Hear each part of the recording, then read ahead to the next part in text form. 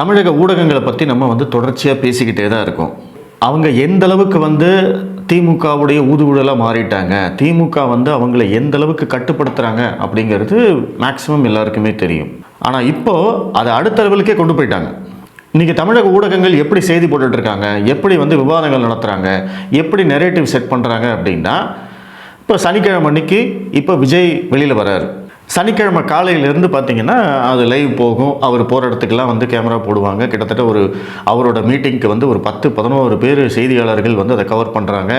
விஜயை கவர் பண்ணணும், அவர் போகிற வழியை கவர் பண்ணணும், ப்ளஸ் அங்கே அவருடைய தொண்டர்கள் பண்ணுற சேட்டைகளை எல்லாம் கவர் பண்ணணும். ஏன்னா அதெல்லாம் தான் எதிர்க்கட்சிகளுக்கான ட்ரோல் மெட்டீரியல். அவங்கக்கிட்ட போய் பைட் கேட்கணும். அப்போ தான் அவங்க ஏதாவது உளருவாங்க. அதை வச்சு ஒரு 2 நாள் ஓட்டணும். ஸோ விஜய்க்கு மீடியாவோட சப்போர்ட் அபரிமிதமாக இருக்குது அப்படின்னா அதற்கான காரணம் இதெல்லாம் தான். அப்போ விஜய் சனிக்கிழமை அன்னைக்கு 2 இடத்துல பேசுகிறாரு. பேசி முடித்த உடனே சனிக்கிழமை அதை பற்றின விவாதம், ஞாயிற்றுக்கிழமை அதை பற்றின விவாதம் முடிஞ்சதுன்னா, தேவை இருந்ததுன்னா திங்கக்கிழமையும் அதை பற்றி பேசுவாங்க. அப்போ செவ்வாய், புதன், வியாழன், வெள்ளி எல்லாம் பார்த்தீங்க அப்படின்னா அதிமுக பாஜக கூட்டணி, அதிமுகவுடைய உட்கட்சி பூசல். தினகரன் ஓபிஎஸ் வருவாங்களா, அண்ணாமலை என்னாவார், இந்த கூட்டணி ஜெல்லாயிடுச்சா, கூட்டணியில் வேறு கட்சி இருக்காங்களா இல்லையா, இதை பற்றியே பேசிக்கிட்டு இருப்பாங்க. மறுபடியும் சனிக்கிழமை அன்னைக்கு விஜய் வந்துடுவார். ஸோ இதை ஒரு ஃபார்முலாவாக மாற்றிட்டாங்க கடந்த 2 வாரங்களாக. இப்போ நீங்கள் டிவி பார்த்தீங்க அப்படின்னாவே உங்களுக்கு தெரியும், நம்மள பெரும்பாலும் யாரும் விவாத நிகழ்ச்சிகளை பார்க்கறதில்ல. ஆனால் அதை பார்க்குறவங்க எத்தனையோ பேர் இருக்காங்க. அதன் மூலமாக இந்த அரசாங்கம் சொல்லக்கூடிய செய்தி என்ன அப்படிங்கிறத நீங்கள் தெரிஞ்சுக்கணும். இப்போ திமுகவுடைய நோக்கம் என்ன? ஆட்சியை பற்றின எந்த விதமான கெட்ட செய்தியும் வரக்கூடாது. ஏன்னா இந்த ஆட்சிக்கு ஆன்டி இன்கம்பன்சி இருக்குன்னு எல்லாரும் சொல்லிட்டு இருக்காங்க. பெண்களுக்கு பாதுகாப்பு இல்லை, சட்டம் ஒழுங்கு பிரச்சனை, கஞ்சா போதை கும்பலின் அட்டகாசங்கள், கஞ்சா விற்பனை, போதை மருந்து விற்பனை, இது எல்லாமே எல்லாருக்கும் தெரியும். தமிழ்நாடு ரொம்ப ரொம்ப மோசமான நிலைமையில இருக்கு அப்படிங்கிறது எல்லாருக்கும் தெரியும். திமுகவுக்கு பிரச்சனை இருக்கு அப்படின்னா இந்த விஷயங்களால தான் அவங்களுக்கு தேர்தலில் பிரச்சனை வரப்போகுது. அது அவங்களுக்கும் தெரியும். அப்போ என்ன பண்ணணும்? ஒரு ஆட்சியாளராக, நல்ல ஆட்சியாளராக இருந்தால் என்ன பண்ணுவாங்க? இப்போ கஞ்சா விற்பனையை உடனடியாக தடை செய்யணும். அதற்கு ஸ்பெஷலாக ஒரு ஆக்ட் பண்ணுங்க. போதை மருந்து விற்பனை இங்கே இருக்கவே கூடாது. பெண்கள் பாதுகாப்புக்கு இன்னும் நிறைய விஷயங்கள் செய்யுங்க. அதற்கு நிறைய திட்டங்கள் கொண்டு வாங்க. இதையெல்லாம் பண்ணி இந்த பிரச்சனைகளை எல்லாம் தீர்த்தா அது திமுகவுக்கு நல்லது. ஆனால் திமுக என்ன பண்ணுறாங்க? இந்த பிரச்சனைகளை பற்றி நியூஸ் வந்தால் தானே நீங்கள் எல்லாம் பேசுவீங்க. அந்த பிரச்சனைகளை பற்றி நியூஸ் போடாது. அதுதான் நடந்துகிட்டு இருக்கு. உங்களுக்கு அதிர்ச்சியாக இருக்கலாம். இந்த மாதம் 20ஆம் தேதி நயினார் நாகேந்திரன் ஒரு கூட்டத்தில் பேசுகிறார். கடந்த 5 நாட்களில் 17 பாலியல் குற்ற சம்பவங்கள் தமிழ்நாட்டில் நடந்திருக்குன்னு சொல்கிறார். அப்போ அது கேட்ட உடனே எனக்கு ஷாக்கு. நம்ம இதை பார்க்கவே இல்லையே, நம்ம கண்ணுக்கு வரவே இல்லையே. நம்ம ரெகுலராக பாலிமர் செய்தியிலேருந்து சன் நியூஸ்லேருந்து எல்லாத்தையும் ஃபாலோ பண்ணிக்கிட்டு இருக்கோம். ட்விட்டரில் இருக்கோம், ஃபேஸ்புக்கில் இருக்கோம், யூடியூப்பில் இருக்கோம். எங்கேயுமே இதை பற்றி பார்க்கல. எந்த ஒரு அரசியல் தலைவரும் இதை பற்றி பேசலை. என்ன நடக்குது அப்படின்னு போய் பார்த்தா, நான் அந்த பாலிமர் செய்திகளுடைய அந்த சமூக வலைதள பக்கங்கள் எல்லாம் போய் பார்த்தோம்னா, இந்த பாலியல் குற்ற சம்பவங்கள் நடந்ததற்கான அந்த நியூஸ் கார்டு போடுவாங்க இல்லைங்களா, அந்த நியூஸ் கார்டே இப்போ வர்றதில்லை. நீங்கள் நல்லா கவனித்து பார்த்தீங்கன்னா உங்களுக்கே தெரியும். நம்ம திமுக அரசாங்கத்தின் மேலே குற்றச்சாட்டுகள் சொல்லும்போது, திமுக அரசாங்கத்தில் பெண்களுக்கு பாதுகாப்பு இல்லை, குழந்தைகளுக்கு பாதுகாப்பு இல்லை அப்படின்லாம் சொல்லும்போது நம்ம எதை வச்சு பேசுவோம்? இந்த மீடியாக்கள் வெளியிடக்கூடிய அந்த நியூஸ் கார்டு. ஒரு செய்தி வந்த உடனே நியூஸ் கார்டு போடுவாங்க. சன் டிவியோட மீடியா பேஜெல்லாம் போய் பார்த்தீங்க அப்படின்னா உங்களுக்கே தெரியும் அவங்க எப்படி அவ்வளவு சூப்பராக அந்த நியூஸ் கார்டெலாம் போடுவாங்க. எப்படி எந்த ஃபோட்டோ யூஸ் பண்ணணும், என்ன இதை ஹைலைட் பண்ணணும் அப்படிங்கிற வரைக்கும் அவ்வளோ விஷயங்களை அவங்க பார்த்து பண்ணுவாங்க. மற்ற செய்தி சேனல்களும் இதே மாதிரி நியூஸ் கார்டு போடுவாங்க. ஆனால் கடந்த 1 மாதமாக 1.5 மாதமாக பார்த்தீங்க அப்படின்னா இந்த பாலியல் குற்ற சம்பவங்கள் பற்றின நியூஸ் கார்டே வர்றதில்லை. ஏன்னா நியூஸ் கார்டு வந்தது அப்படின்னா அதை வைத்து எதிர்க்கட்சிகள் அரசியல் செய்கின்றன. அது பரபரப்பாகுது, அது ட்ரெண்டிங் ஆகுது, அதை எல்லாரும் ஷேர் பண்ணுறாங்க. உங்களுக்கே தெரியும், நம்ம 2 வரியில் எழுதி போடுற செய்திகளை விடவும் ஒரு ஃபோட்டோ இன்னைக்கு பவர்ஃபுல். இங்கே இந்த ஊரில் பெண் பாலியல் பலாத்காரத்துக்கு உள்ளாக்கப்பட்டார் அப்படிங்கிற அந்த ஒரு ஃபோட்டோ நியூஸ் மிகப்பெரிய அளவில் ரீச் ஆகும். இன்றைக்கி ஃபேஸ்புக் ஆகட்டும், ட்விட்டர் ஆகட்டும், அவங்க ஃபோட்டோவை நீங்கள் ஆட் பண்ணுங்கள் அப்படின்னு இன்சிஸ்ட் பண்ணுறாங்க. எதற்காக அப்படின்னா அப்போ தான் உங்கள் பதிவு நிறைய பேரை போய் சேரும். அப்போ திமுக அரசாங்கம் என்ன பண்ணுறாங்க? இந்த நியூஸ் சேனல்ஸ் எல்லாத்தையுமே கட்டுப்பாட்டில் வச்சுருக்கிறவங்க இதை பற்றின நியூஸ் கார்டே போடாத, செய்தியாக சொல்லிட்டு கடந்து போ. செய்தியாக சொன்னால் அது எத்தனை பேர் போய் சேரும்? இன்றைக்கி நிறைய பேருக்கு அது தெரியாது. இப்போ நீங்கள் கரெக்டாக நீங்கள் ஒரு 1.5 மாதமாக பார்த்தீங்கன்னா இதுதான் நடந்துக்கிட்டே இருக்குது. ஏன்னா இன்றைக்கி எல்லாருமே வந்து பிரச்சாரத்தில் இருக்காங்க, எல்லாருமே மக்களை சந்திக்கிறதுல இருக்காங்க. நல்லா யோசிச்சு பார்த்துக்கோங்க. எடப்பாடி பழனிசாமி எழுச்சி பயணம்னு போயிட்டு இருக்காரு, விஜய் வெளியில் வந்துட்டாரு பிரச்சாரம் பண்ணிக்கிட்டு இருக்காரு, அன்புமணி ராமதாஸ் வெளியில் வந்துட்டாரு பிரச்சாரம் பண்ணிக்கிட்டு இருக்காரு, சீமான் தொடர்ச்சியாக வந்து மக்களை பார்த்துட்டு இருக்காரு, மாநாடு நடத்திட்டு இருக்காரு. ஸோ அப்போ இவங்க எல்லா எதிர்க்கட்சி தலைவர்களும் பிரச்சாரம் பண்ணிக்கிட்டு இருக்காங்க. இந்த எல்லா எதிர்க்கட்சி தலைவர்களும் திமுக அரசாங்கத்தின் மேலே சொல்லக்கூடிய பிரச்சனை என்ன, குற்றச்சாட்டு என்ன? பெண்களுக்கு பாதுகாப்பில்லை, குழந்தைகளுக்கு பாதுகாப்பில்லை அப்படிங்கிறது தான். அப்போ இவங்க எல்லாரும் வந்து மக்களை சந்தித்து கொண்டிருக்கிற வேளையில் தமிழகத்தில் பெண்கள் வந்து பாலியல் குற்றச்சாட்டுக்கு ஆளாகி இருக்கிறார்கள், பாலியல் குற்ற சம்பவம் நடந்திருக்கிறது அப்படிங்கிற அந்த செய்தி வந்ததுன்னா இவங்க எல்லாரும் பிக்கப் பண்ணுவாங்க. விஜய் அதை பற்றி பேசுவார், எடப்பாடி பழனிசாமி அதை பற்றி பேசுவார், சீமான், அன்புமணி எல்லாரும் அதை பற்றி பேசுவாங்க. அப்போது இந்த அரசாங்கத்துக்கான அந்த கெட்ட பேர் அதிகமாகும், அரசாங்கத்துக்கு அழுத்தம் அதிகமாகும், ப்ரெஷர் அதிகமாகும். அப்போ அதுக்கு என்ன பண்ணணும்? இதை அப்படியே ஒதுக்கி தள்ளு, யார் கண்ணுக்கும் தெரியாமல் பார்த்துக்கோ அப்படிங்கிற ரேஞ்சில் இன்றைக்கி போயிட்டுருக்கு.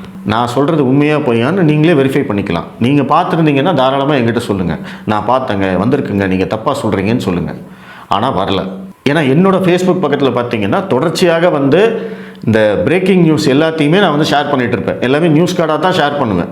பாலிமர் செய்திகள், இல்லை சன் டிவியில் போடுறது, இல்லை புதிய தலைமுறையில் போடுறது, இல்லை நியூஸ் 18 தமிழ்நாட்டில் போடுறது, இந்த நியூஸ் கார்டு எல்லாத்தையுமே நான் தொடர்ச்சியாக முக்கியமான செய்திகள் எல்லாத்தையுமே நான் ஷேர் பண்ணிகிட்டு இருப்பேன். ஆனால் கடந்த 2 மாதமாக நான் இந்த பாலியல் குற்றச்சாட்டு சம்பவங்களை பற்றி ஷேர் பண்ணவே இல்லை, நான் என் கண்ணில் பார்க்கவும் இல்லை. அப்படின்னா இந்த ஊடகங்கள் எந்த அளவுக்கு வந்து திமுகவுடைய ஊதுகுடலாக செயல்படுதுன்னு பாருங்கள், எந்த அளவுக்கு திமுகவுக்கு அடிமையாகவே மாறிட்டாங்கன்னு பாருங்கள், திமுக எந்த அளவுக்கு இவங்களை கட்டுப்பாட்டில் வச்சுருக்காங்கன்னு பாருங்கள். நம்ம எந்த செய்தியை பார்க்கணும், எந்த செய்தியை உங்கள் கண்ணிலேருந்து மறைக்கணும் அப்படிங்கிறது வரைக்கும் இன்றைக்கி அவங்க தான் டிசைட் பண்ணுறாங்க. இதுதான் வந்து கருத்து சுதந்திரமா? இவங்க வந்து பாசிச பாஜகன்னு சொல்கிறாங்களே, உண்மையான பாசிச அரசு எது அப்படின்னா இன்றைக்கி தமிழகத்தில் நடந்துருக்கக்கூடிய திமுக தான். யாரும் அவங்கள பற்றி ஒரு வார்த்தை பேச முடியாது. அவங்க யாரை பற்றி வேணாலும் என்ன வேணாலும் பேசலாம். மீடியா ஊடகங்கள் அத்தனையும் ஒட்டுமொத்தமாக திமுகவுடைய பிடியில் இருக்குது. உண்மையான பாசிச அரசுன்னா என்னன்னா இதுதான். இன்றைக்கி வந்து திமுக அரசாங்கம் என்ன பண்ணுது, நம்ம என்ன படிக்கணும் அப்படிங்கிறத அவங்க தான் டிசைட் பண்ணுறாங்க. நீ இந்த மொழி தான் படிக்கணும், இந்த மொழி படிக்கக்கூடாதுன்னு அவங்க தான் டிசைட் பண்ணுறாங்க.